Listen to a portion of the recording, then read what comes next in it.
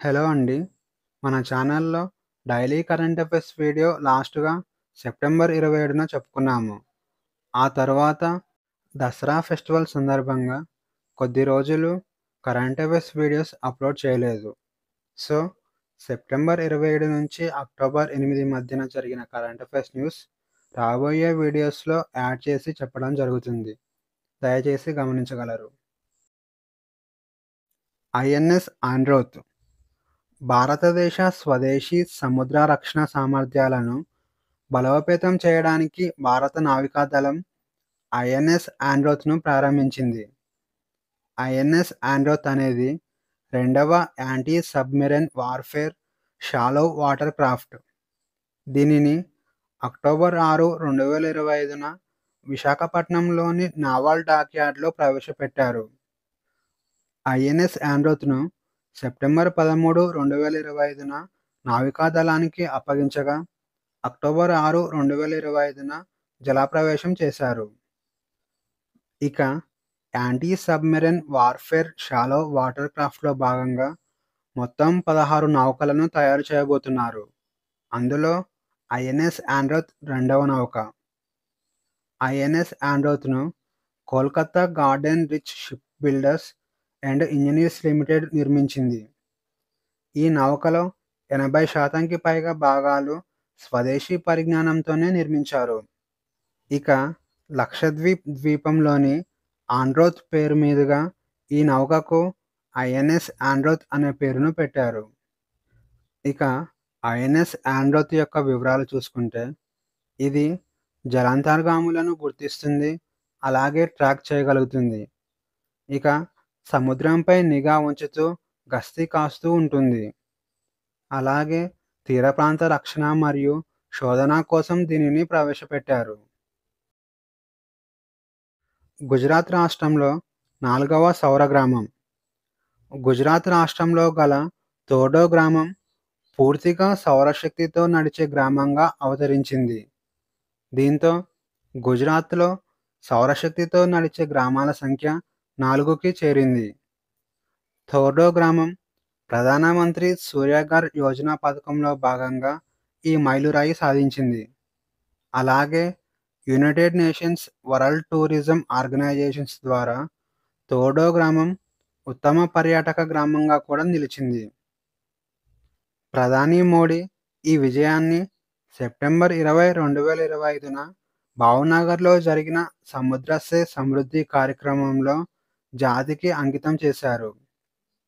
ఇక తోడో గ్రామంలో 81 ఇళ్లపై సోలార్ ప్లేట్లు అమర్చారు. దీని ద్వారా సంవత్సరానికి 2.95 లక్షల యూనిట్ల కరెంటు ఉత్పత్తి కానుంది. ఇక సౌర విద్యుత్ వలన సంవత్సరానికి ప్రతి ఇంటికి రూ. 16,064 ఆదా అవుతుందని తెలిపారు.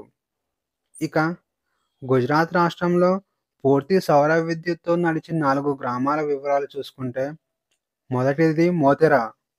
ఇండియాలోనే మొదటి సౌరశక్తితో నడిచే గ్రామం. ఇది అక్టోబర్ 2022 సంవత్సరంలో ప్రారంభించారు. రెండవది సుకి, మూడవది మసలి, నాలుగవది తోడో గ్రామం. అలాగే పైన United Nations World Tourism organisations గురించి టాపిక్ వచ్చింది కాబట్టి, దాని గురించి చిన్న ఇన్ఫర్మేషన్ నోట్ చేసుకోండి. యునైటెడ్ నేషన్స్ వరల్డ్ టూరిజం ఆర్గనైజేషన్‌ను తెలుగులో ఐక్యరాజ్య సమితి ప్రపంచ పర్యాటక సంస్థ అని పిలుస్తారు. దీనిని నవంబర్ 1, 1975 సంవత్సరంలో స్థాపించారు. United Nations World Tourism organisation యొక్క ప్రధాన కార్యాలయం స్పెయిన్ దేశంలోని మాడ్రిడ్ నగరంలో ఉంది. జీఎస్టీ అప్పిలేట్ ట్రిబ్యునల్ ప్రారంభం. కేంద్ర ఆర్థిక మంత్రి నిర్మలా సీతారామన్ జీఎస్టీ అప్పిలేట్ ట్రిబ్యునల్‌ను అధికారికంగా ప్రారంభించారు. దీనిని సెప్టెంబర్ 24, 2025న న్యూఢిల్లీలో ప్రారంభించారు. ఈ ట్రిబ్యునల్‌ను జీఎస్టీను అభివృద్ధి చేయడానికి ప్రవేశపెట్టారు. అలాగే జీఎస్టీకి సంబంధించిన ఫిర్యాదులను ఈ ట్రిబ్యునల్ ద్వారా చేయవచ్చు. ఇక వివాదాలకు సకాలంలో న్యాయపరమైన పరిష్కారంను ఈ ట్రిబ్యునల్ అందిస్తుంది. అలాగే ఈ ట్రిబ్యునల్‌లో చట్టపరమైన వివరణలు అన్నీ పొందుపరిచి జీఎస్టీ స్థిరత్వాన్ని ప్రోత్సహిస్తుంది. అలాగే సమస్యలను సకాలంలో పరిష్కరించి పన్ను చెల్లింపుదారుల నమ్మకాన్ని పెంపొందించడం జీఎస్టీ అప్పీలేట్ ట్రిబ్యునల్ యొక్క లక్ష్యం. ఇక నాగరిక్ దేవో భవ అనే సూత్రంతో ఈ ట్రిబ్యునల్‌ను రూపొందించారు. నాగరిక్ దేవో భవ అనగా పౌరుడే దేవుడు అని అర్థం. ఇక జీఎస్టీ అప్పీలేట్ ట్రిబ్యునల్ యొక్క నిర్మాణం చూసుకుంటే దీని ప్రధాన బెంచ్‌ను న్యూఢిల్లీలో ఏర్పాటు చేశారు. అలాగే ఇండియా మొత్తం 45 ప్రదేశాలలో 31 రాష్ట్ర బెంచ్‌లను ఏర్పాటు చేశారు. ప్రతి బెంచ్‌లో 2 న్యాయ సభ్యులు ఉంటారు. అలాగే కేంద్రం నుంచి ఒక సాంకేతిక సభ్యుడు మరియు రాష్ట్రం నుంచి ఒక సాంకేతిక సభ్యుడు ఉంటాడు. ఇక ఈ కార్యక్రమంలో జీఎస్టీ అప్పీలేట్ ట్రిబ్యునల్‌తో పాటు జీఎస్టీ ఈ-కోర్ట్ పోర్టల్‌ను కూడా ప్రారంభించారు. జీఎస్టీ ఈ-కోర్ట్ పోర్టల్ యొక్క లక్షణాలు చూసుకుంటే జీఎస్టీ ఈ-కోర్ట్‌ల ద్వారా ఫిర్యాదులను ఈ-ఫైలింగ్ చేయవచ్చు. అలాగే డిజిటల్ విచారణలు జరుపుతారు. అలాగే జీఎస్టీ ఫిర్యాదులకు సంబంధించి ఆన్‌లైన్‌లోనే కేస్ ట్రాకింగ్ చేస్తారు. అగ్ని ప్రైమ్ మిసైల్ భారతదేశ అమ్ముల పొదలో మరో అస్త్రం చేరింది. డిఫెన్స్ రీసెర్చ్ డెవలప్మెంట్ ఆర్గనైజేషన్ మరియు స్ట్రాటజిక్ ఫోర్సెస్ కమాండ్ సంయుక్తంగా తయారు చేసిన అగ్ని ప్రైమ్ మిసైల్ ప్రయోగం విజయవంతమైంది. అగ్ని ప్రైమ్ మిసైల్ అణుశక్తి సామర్థ్యం కలిగి ఉంటుంది. ఇది ఇంటర్మీడియట్ రేంజ్ బాలిస్టిక్ మిసైల్ కావడం విశేషం. ఈ మిసైల్ 2000 కిలోమీటర్ల దూరంలో ఉన్న లక్ష్యాలను ఛేదించగలదు. ఇక రాయిల్ బేస్డ్ లాంచర్ నుంచి ఈ మిసైల్‌ను ప్రయోగించారు. ఇండియా, గ్రీస్ దేశాల మధ్య మొట్టమొదటి నావికా విన్యాసాలు. భారతదేశ నావికాదళం మరియు గ్రీస్ దేశం యొక్క హెలెనిక్ నావికాదళం మధ్య మొట్టమొదటి నావికా విన్యాసాలు మధ్యధరా సముద్రంలో జరిగాయి. ఈ నావికా విన్యాసాలకు మేడ్ ఇన్ ఇండియా గ్రీస్ ద్వైపాక్షిక సముద్ర వ్యాయామం అని పేరు పెట్టారు. ఇక ఈ నావికా విన్యాసంలో ఇండియా తరపున ఐఎన్ఎస్ త్రికండ్ పాల్గొనగా గ్రీస్ తరపున హెచ్ఎస్ థోమిస్టోకిల్స్ పాల్గొంది. ఇక ఈ విన్యాసాలు 2 దశలలో జరిగాయి. మొదటి దశ హార్బర్ దశ, రెండవ దశ సముద్ర దశ. హార్బర్ దశ 2025 సెప్టెంబర్ 13 నుంచి సెప్టెంబర్ 17 మధ్య కాలంలో సలామిస్ నావల్ బేస్లో జరిగింది. ఇక సముద్ర దశ సెప్టెంబర్ 17, 18 తేదీలలో మధ్యధరా సముద్రంలో జరిగింది. ఇక ఇండియా గ్రీస్ నావికా విన్యాసాల ప్రాముఖ్యతను చూసుకుంటే ఈ విన్యాసాలు 2 దేశాల మధ్య రక్షణ భాగస్వామ్యాన్ని బలోపేతం చేస్తుంది. అలాగే 2 దేశాల నావికా దళాలు తమ సామర్థ్యాన్ని పెంచుకోవడానికి సహాయపడుతుంది. ఇక నావికా పద్ధతులు పరస్పరం మార్చుకోవడం వలన 2 దేశాల మధ్య స్నేహం మరింత బలపడుతుంది. ఏషియన్ అక్వాటిక్స్ ఛాంపియన్షిప్ 2025 గుజరాత్లోని అహ్మదాబాద్లో ఏషియన్ అక్వాటిక్స్ ఛాంపియన్షిప్ 2025 జరిగింది. ఈ టోర్నీకి ఇండియా ఆతిథ్యం ఇవ్వడం ఇదే మొదటిసారి కావడం విశేషం. ఈ టోర్నీ సెప్టెంబర్ 28 నుంచి అక్టోబర్ 11 వరకు జరగనుంది. ఈ టోర్నీలో భాగంగా swimming, diving, artistic swimming, water పోలోకి సంబంధించి పోటీలు జరుగుతాయి. ఇక ఆసియా ఖండంలోని 29 దేశాలకు చెందిన 900కు పైగా అథ్లెట్లు ఈ టోర్నీలో పాల్గొనబోతున్నారు. బిగ్ బ్యాష్ లీగ్‌కు ఆడనున్న తొలి భారత క్రికెటర్. బిగ్ బ్యాష్ క్రికెట్ లీగ్‌ను ఆస్ట్రేలియా ప్రతి సంవత్సరం నిర్వహిస్తుంది. అయితే ఈ టోర్నీలో టీమిండియా మాజీ క్రికెటర్ అశ్విన్ ఆడబోతున్నారు. 2025-26 సీజన్‌కు అశ్విన్ సిడ్నీ థండర్ జట్టుకు ప్రాతినిధ్యం వహించబోతున్నాడు. దీంతో ఇండియా నుంచి బిగ్ బ్యాష్ లీగ్లో ఆడబోతున్న తొలి భారత క్రికెటర్గా అశ్విన్ నిలిచాడు. కాగా టీమిండియాలో ఉన్న ఆటగాళ్లు ఫారిన్ లీగ్స్లో ఆడకూడదనే నిబంధన ఉంది. అయితే టీమిండియా తరపున అన్ని ఫార్మాట్లలో రిటైర్ అవడంతో అశ్విన్కు ఈ అవకాశం దక్కింది. ఇక ఇండియా మాజీ అండర్-19 కెప్టెన్ ఉన్ముక్త్ చంద్ గత బిగ్ బ్యాష్ లీగ్లో మెల్బోర్న్ రెనిగేర్స్ జట్టుకు ప్రాతినిధ్యం వహించాడు. అయితే ఉన్ముక్త్ చంద్ గత సంవత్సరంలో ఇండియా పౌరసత్వాన్ని రద్దు చేసుకొని అధికారికంగా అమెరికా జాతీయ క్రికెట్ జట్టులో చేరాడు.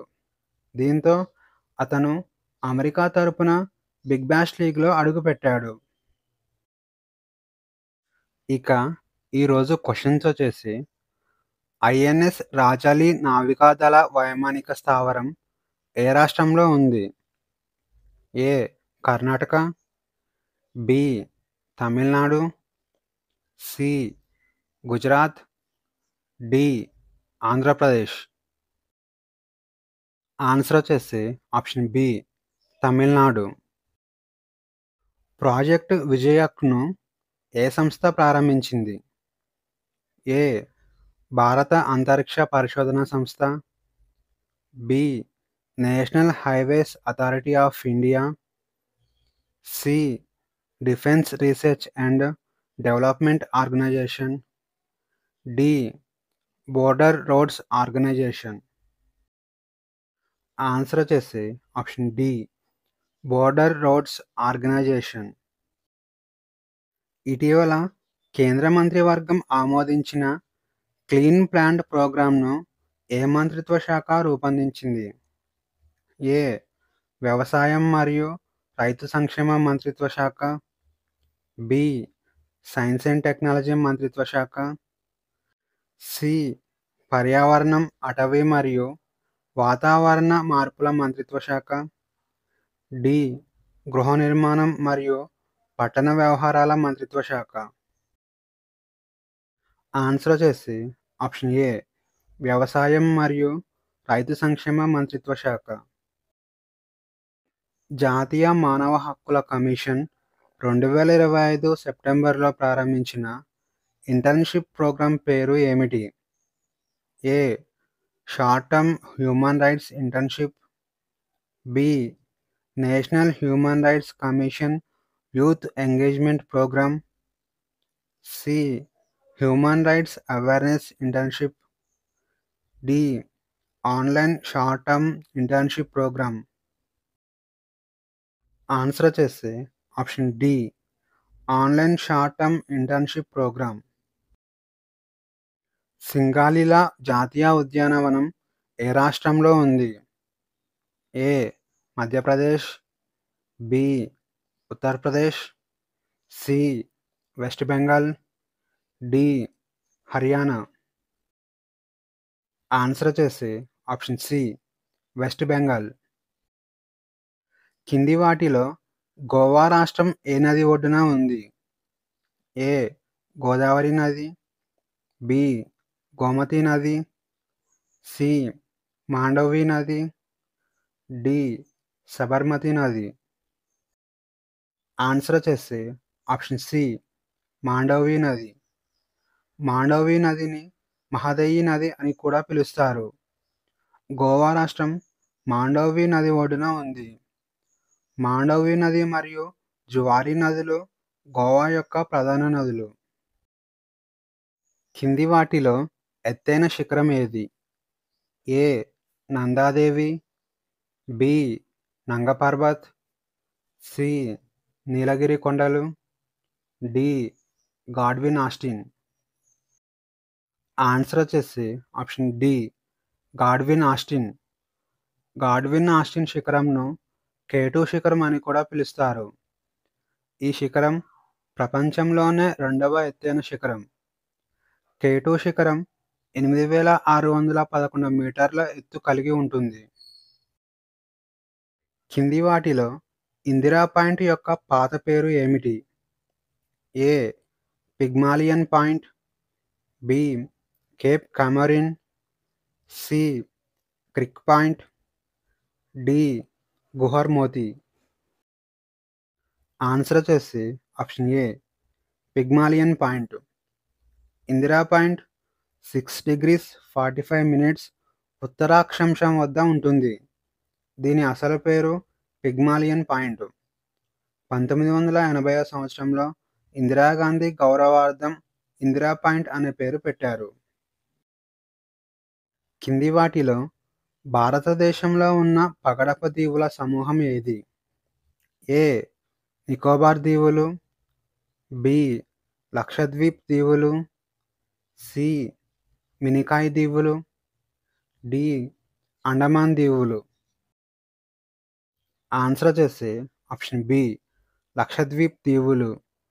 లక్షద్వీప్ దీవులు కేరళ తీరం నుంచి 220 నుంచి 440 కిలోమీటర్ల దూరంలో ఉంటుంది.